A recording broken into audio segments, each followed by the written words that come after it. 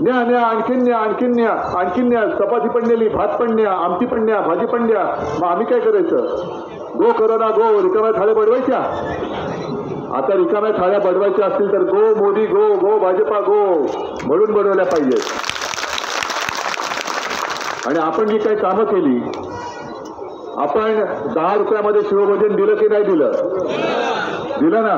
Corona काळामध्ये आपण महाराष्ट्र जपला की नाही जपला? शेतकऱ्यांची पीक कर्जमुक्ती केली की नाही केली? नुकसान भरपाई दिली की नाही दिली?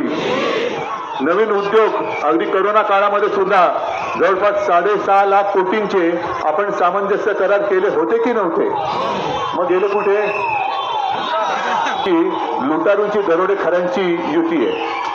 आणि निर्लज्जपणाने लुटले ते लुटले, परत येत आहेत आम्हाला तुम्हाला आणखीन लुटायचंय, आम्हाला मत द्या, आणखीन लुटायचंय. अरे कशाला मत द्यायचंय? नाही तुम्हाला लुटायचंय. आणि आपण काय म्हणतोय?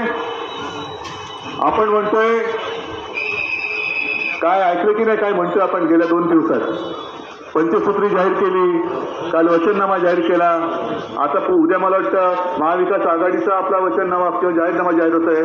हे जरा मुद्दामून ऐका, कारण लोक म्हणतील काय की तुमचं ठीक आहे, तुम्ही राजकारण बोलून जाता, आम्हाला काय देत आहे? आपण महिलांना ते जे आता देत आहेत 1,500, त्याचे आपण 3,000 करणार आहोत. जसं महाराष्ट्रामधल्या मुलींना मोफत शिक्षण दिलं जाते, तसं मोफत शिक्षण महाराष्ट्रातल्या आपल्या मुलांना सुद्धा आपण देणार आहोत. निवृत्त सरकारी कर्मचाऱ्यांना दोन्ही पेन्शन योजना लागू करणार आहोत.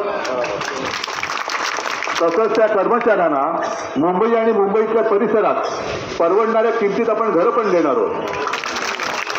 याचं कारण ही सरकारी कर्मचारी म्हणजे राहुलजी, आपण मी मगाशी सभेत बोललो तर तुम्ही ऐकलं असाल, आपण टेम्पररी असतो, आम्ही टेम्पररी वर्कर, म्हणजे कंत्राटी नाही, यांच्यावर कंत्राट नाही आपण घेत. पण सरकारी कर्मचारी हे परमनंट असतात, आयुष्यभर हे आपली सेवा करतात.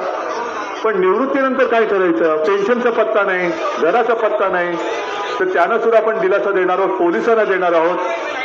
त्याच्यानंतर महत्वाचं म्हणजे 5 जीवनावश्यक वस्तूंचे भाव आपण स्थिर ठेवून दाखवणार आहोत, आणि ते सुद्धा शेतकऱ्याचं नुकसान होऊ न देता. आणि जे महाविकास आघाडीच्या सरकारने करून दाखवलं होतं, शेतकऱ्यांची कर्जमुक्ती, पीक कर्जमुक्ती ही 2 लाखापर्यंतची होती. आपलं सरकार आल्यानंतर आपण आता 3 लाखापर्यंतची पीक कर्जमुक्ती करणार आहोत. अनेकदा असं होतं,